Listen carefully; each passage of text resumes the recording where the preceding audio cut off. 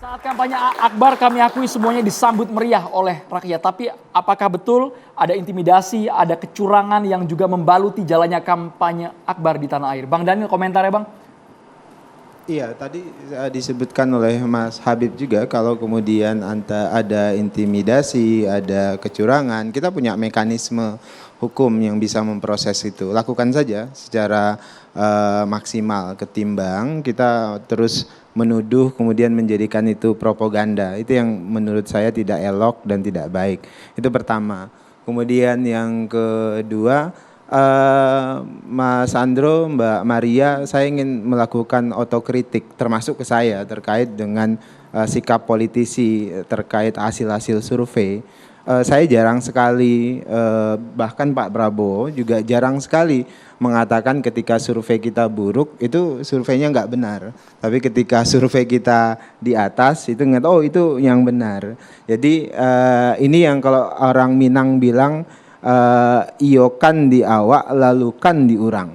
Jadi artinya adalah kalau di orang yang bagus begitu, nah itu salah begitu. Kalau di kita yang bagus, nah itu benar gitu. Kira-kira iokan di awak lalu kan diurang. Jadi itu yang sikap itu agaknya tidak elok. Kemudian itu tidak punya basis ilmiah. Nah kita harus mengedukasi publik terkait dengan ini.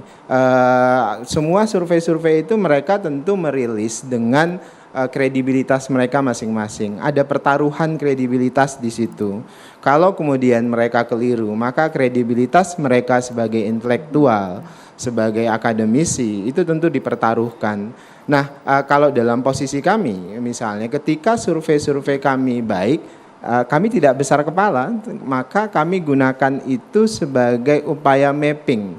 Di mana yang kurang, di mana yang lebih, itu kemudian kita maksimalkan. Jadi kita tidak menghujat, kita tidak mempersalahkan. Justru debatnya pada kalau ada masalah misalnya kita tidak bersepakat dengan hasil survei itu, ya rilis survei kita. Nah kemudian perdebatkanlah datanya, adulah datanya. Itulah cara berpendapat secara ilmiah. Data lawan dengan data. Kalau kemudian datanya berbeda, maka kita debatnya pada metodologi. Nah disitulah cara-cara debat ilmiah. Nah adik-adik ini bikin skripsi segala macam, begitulah cara debat. Bukan kemudian mengklaim, kau salah, aku benar. Tuduhannya di setel, nah, itu yang berbeda. Jadi akhirnya edukasi publik kita, edukasi politik kita memajukan, bukan kemudian semua statement kita berubah sekedar jadi propaganda. Semua statement politisi itu harus mulai dengan statement-statement yang memajukan, statement-statement yang menggembirakan, statement-statement yang mempersatukan. Nah ini yang bagian yang ketiga yang ingin saya sampaikan. Pak Prabowo hari ini terus punya komitmen untuk merangkul semuanya. Pak Prabowo tidak akan menyakiti siapapun ketika nanti menang sekali putaran misalnya. Pak Prabowo akan merangkul Pak Ganjar, akan merangkul Pak Anies bila mau. Silahkan kita bareng-bareng. Bahkan mungkin saya bisa nanti ngajak Bang Eriko, Sudarduga, ngajak Bang Sahganda, ngajak Bang Bestari dan sebagainya. Nggak mau nggak apa-apa, kan tetap memfungsikan Bang Ganda sebagai oposisi, kan bagus. Dan Bang Ganda punya modal yang sangat kuat jadi oposisi. Ya itu bagus dan kita butuh Bang Ganda sebagai oposisi. Kita butuh Bang Bestari mau bergabung. Boleh pakai mic Bang, dijawabnya Bang. Mau bergabung kalau kami menang. Pertanyaannya bukan itu. Bukan, ini pertanyaannya sederhana kok. Abang mau bergabung nggak ketika kami menang? Saya meyakini bahwa you yang akan minta bergabung abang ke kita. Bergabung nggak ketika kami menang? Kan itu tuh. Nah kalau nggak mau bergabung, ya jadi oposisi nggak apa-apa. Bang Eriko kok ditawari Bang? Bang Eriko pasti mau beliau, karena punya semangat kebersatuan gitu loh kira-kira. Betul Bang Eriko mau pasti. Sekarang begini ya, kami ini sudah terbiasa, bahkan di dalam pemerintahan pun kami kritis. Nah, itu jelas-jelas jadi saja. oke, sudah Nah sekarang itu. coba kalau kita lihat secara jujur, sebenarnya yang mengajak pada awalnya Pak Prabowo itu siapa? Oh iya betul Bang. Iya kan? Itu, Nah, oke saya lanjutkan begini, dulu. Bukan bagian Bang Eriko. Begini ya, saya dulu, kalau saya bukan, karena kan saya yang ditanya ini. Kalau saya tidak suka menduga-duga.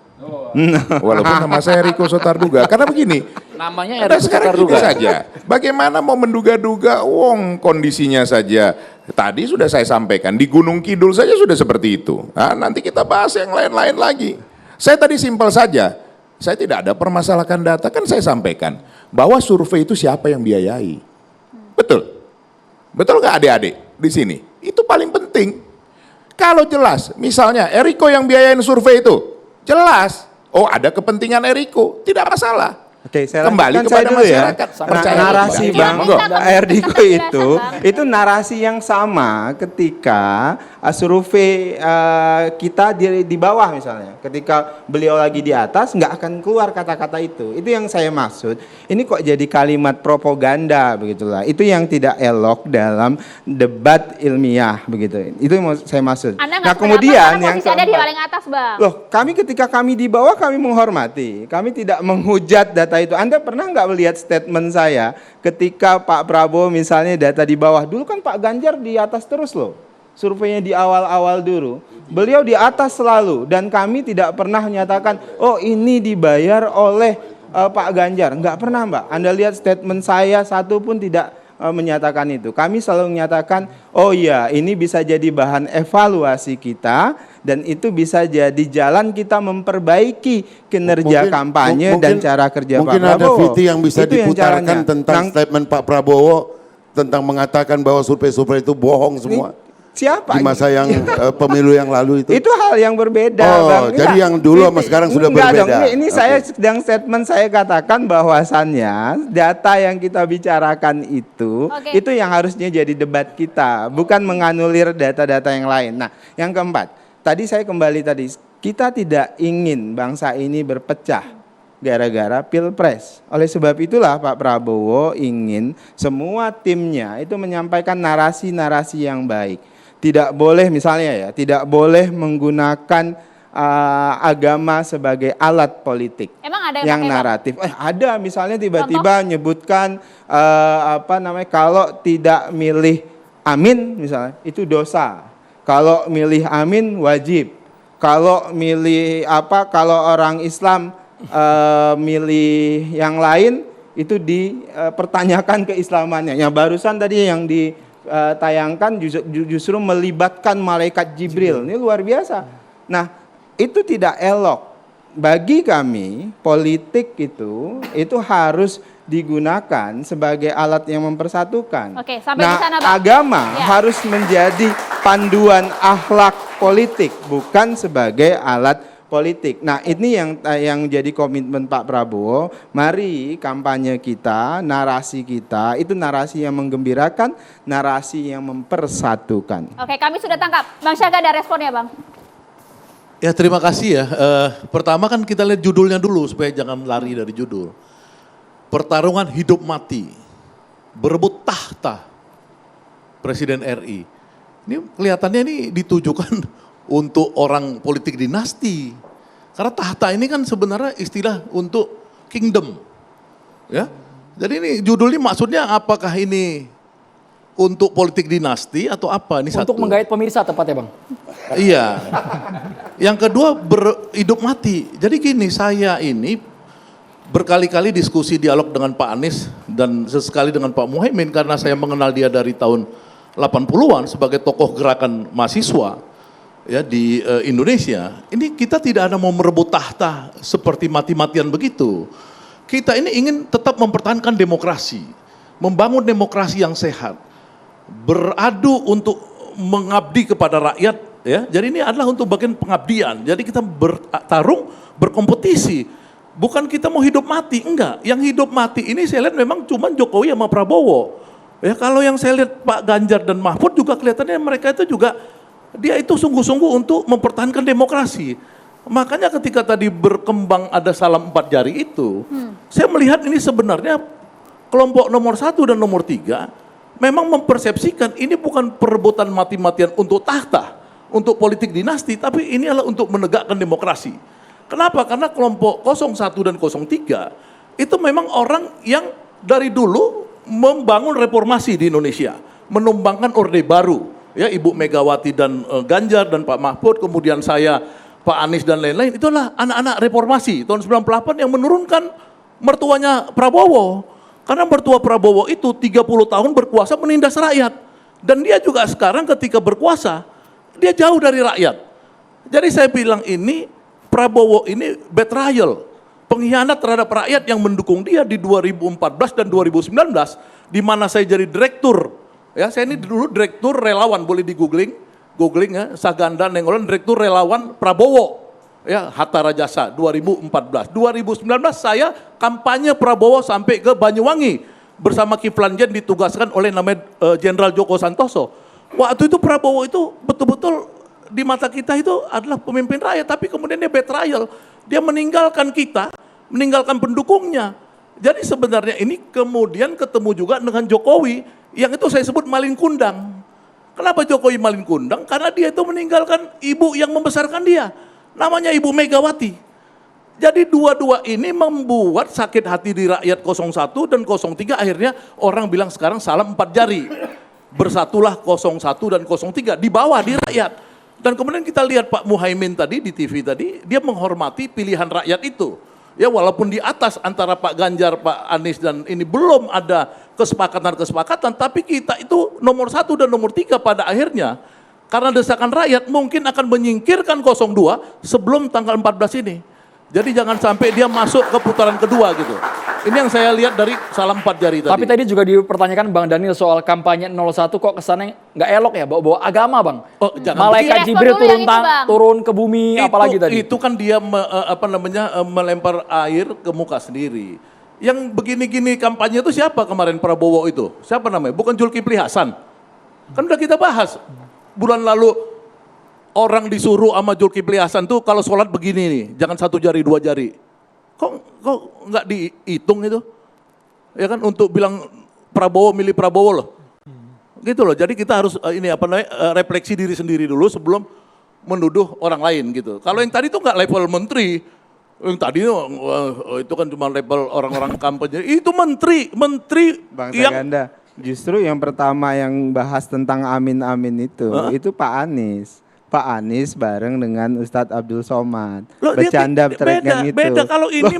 Itu yang saya sebut. Begini ya, Yokan teman-teman di ya. awak, lalu kan di Namanya urang. Itu yang bukan, tak elok. ini harus tahu Bung Daniel, itu namanya Menteri Republik Indonesia pakai uang negara, datang ke Semarang, ya dibayar semua hotelnya itu oleh kementerian, kemudian berkampanye. Itu sama seperti tadi Pak Prabowo sama Pak Jokowi tadi itu pakai uang negara nggak itu? Hah? Yang kita bahas tadi itu terkait dengan menggunakan agama sebagai alat tadi. Ya, Pak makanya, Anies itu membahas hal yang serupa, makanya bahkan saya tanya, duluan bukan dibandingkan dengan Pak soal duluan, Zulkifli Hasan. bukan soal duluan, apakah Bung Daniel? Iya itu yang tadi saya Bukan sebutkan. soal duluan, jangan duluan. Yokan diurang. Jangan gitu. Itu Lukan di itu awak. kena ke diri Anda sendiri. Tadi kan saya udah bilang Anda mengkritik kelompok Anies menggunakan agama. Sekarang saya bilang apakah Zulkifli Hasan sebagai menteri yang pendukung inti daripada Prabowo begini nggak? Tunggu, Anda tahu nggak itu? Teksnya itu yang dilakukan Jangan, Pak Zulkifli Hasan itu bukan terkait dengan penggunaan alat agama. Itu hal yang berbeda.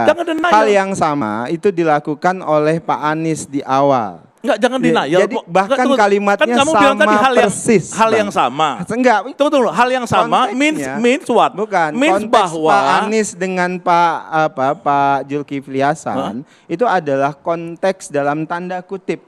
Ya, itu bercanda ala-ala anak pesantren. Itu kan klaim aja. Konteksnya yang tadi itu, yang di tim-tim kampanye Pak Anies itu, gini, itu Bung terang Daniel. menggunakan Politik, agama sebagai alat. Itu yang berbahaya. Enggak. Itu jangan. Pokoknya itu jelas Zulkifli Hasan.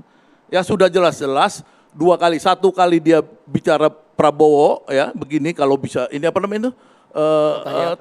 Tahiyat pakai begini.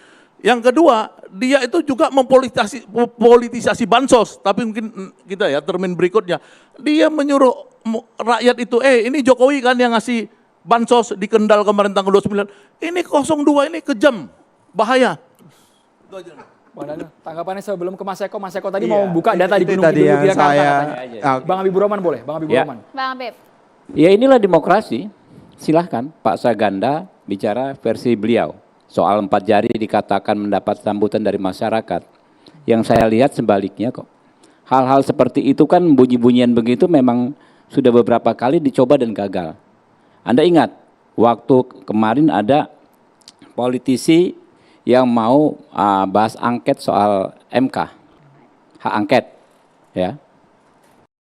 Sekarang setahu saya yang tanda tangan baru 1 orang, si pengusung itu sendiri. Lalu kemarin ada yang bilang pemakzulan, 100 orang bos, yang bicara pemakzulan. Katanya akan ada demo di seluruh kota, ya sejak hari Senin minggu lalu. Ini udah seminggu berlalu nggak ada juga. Kemudian sekarang ada salam 4 jari yang saya lihat tidak genuine. Itu ya dicangkokkan dari atas. Saya yakin sekali, karena saya lihat di masyarakat nggak ada yang begitu-begituan. Itu dicangkokkan dari atas. Saya boleh ngomong juga dong. Atasnya siapa bang? Cangkokan dari tentu. atas, di atasnya siapa? Ya atas namanya elit. Oke. Elitnya Ya, siapa? elit. Dari Kalau mana? rakyat, Dari yang mana nih, Bang? rakyat ini sedang berpesta, ya, pesta demokrasi. Pilihannya ada 3. Nggak suka Prabowo, ya pilih nomor 1 atau 3. Gitu. Jadi bagi kontestan, tinggal menyampaikan saja gagasan-gagasannya. Rakyat pengen lihat gagasannya, pengen lihat apa sih yang punya program dimiliki oleh para kontestan ini. Itu yang akan mereka pilih. Bukan yang penting jangan ini, yang penting jangan. Lantas Anda punya apa? Yang penting jangan milih paslon 2. Anda punya apa untuk dipilih? Kan begitu kalau namanya logika kontestasi. Kalau saya confidence dengan program-program saya, gagasan saya, track record saya, rekam jejak saya akan sampaikan, pilihlah saya dengan berbagai latar belakang tersebut. Jadi nggak apa-apa ya, kita ini kan bukan debat kusir, tapi punya versi masing-masing, ya, punya standing point masing-masing. Nah itu yang kita sampaikan ke publik sekarang. Baik, Oke. termasuk Mas Mas Eko pun Eko. tadi yang kabarnya bakal belak-belakan membuka data di lapangan. Apakah betul ada intimidasi, ada kecurangan sesaat lagi Mas Eko? Kita harus jeda di catatan demokrasi ini.